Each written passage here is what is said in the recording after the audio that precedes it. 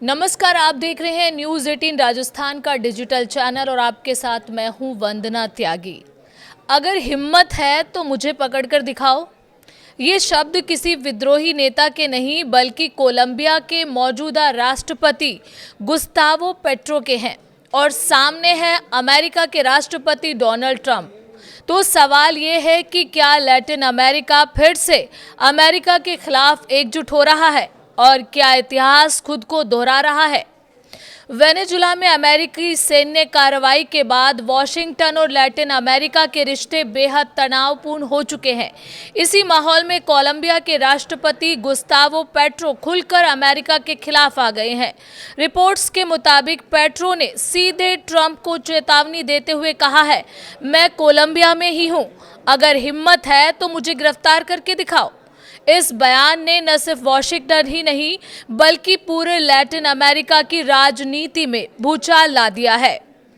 ये पहली बार नहीं है। अगस्त 2025 में वेनेजुला के राष्ट्रपति निकोलस मादुरो भी ठीक यही कह चुके हैं। उन्होंने भी कहा था कि अगर हिम्मत है तो अमेरिका आकर मुझे गिरफ्तार करे। जवाब में अमेरिका ने क्या किया? मादुरो की गिरफ्तारी पर घोषित इनाम और बढ़ा दिया। अब वही लहजा, वही चुनौती, लेकिन इस बार कोलंबिया से है। पेट्रो यही नहीं रुके। उन्होंने कहा कि अगर अमेरिका ने कोलंबिया या उसके आसपास सैन्य हमला किया तो गांव के किसान हथियार उठा सकते हैं, पहाड़ी इलाकों में गुरिल्ला युद्ध शुरू हो सकता है और पूरा इलाका अस्थिर हो जाएगा। पेट्रो का दावा है कि अगर किसी ने ऐसे राष्ट्रपति को गिरफ्तार करने की कोशिश की जिसे जनता का समर्थन हासिल है तो जनता का गुस्सा बेकाबू हो सकता है। ये बयान किसी आम नेता का नहीं, गुस्तावो पेट्रो खुद कभी गुरिल्ला आंदोलन का हिस्सा रह चुके हैं। 1990 के दशक में उन्होंने हथियार छोड़े थे। पेट्रो कहते हैं, मैंने कसम खाई थी कि फिर कभी बंदूक नहीं उठाऊंगा, लेकिन अगर मातृभूमि की रक्षा करनी पड़ी तो मैं पीछे नहीं हटूंगा। यही लाइन अमेरिका के लिए सबसे ज्यादा चिंता की वजह है। अब बात करते हैं ट्रंप के बयान की।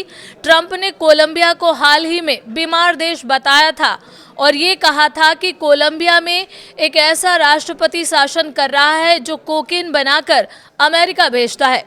ट्रंप ने यह भी कहा था कि ये राष्ट्रपति ज्यादा समय तक सत्ता में नहीं रहेगा। कोलंबिया के खिलाफ सैन्य कार्रवाई एक अच्छा विचार हो सकता है। ये बयान थे ट्रंप के, यानी बयान नहीं, सीधी धमकी। कोलंबिया सरकार ने संयम दिखाते हुए कहा है कि हम बातचीत, सहयोग और आपसी सम्मान में विश्वास रखते हैं।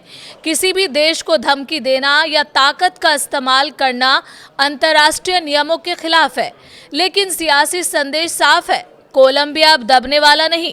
गौर करने वाली बात यह है कि अक्टूबर में ट्रंप प्रशासन ने पेट्रो और उनके परिवार के कुछ सदस्यों पर ड्रग तस्करी से जुड़े आरोप लगाते हुए प्रतिबंध लगाए थे। हालांकि सच्चाई ये भी है कि कोलंबिया दुनिया का सबसे बड़ा कोकीन उत्पादक देश है। कोका की खेती कोलंबिया, पेरू और बोलीविया में होती है, लेकिन सवाल ये है कि क्या पूरी जिम्मेदारी सिर्फ एक देश पर डाली जा सकती है? तो असली सवाल यही है, क्या ट्रंप की आक्रामक नीति लैटिन अमेरिका को फिर से अमेरिका के खिलाफ खड़ा कर रही है?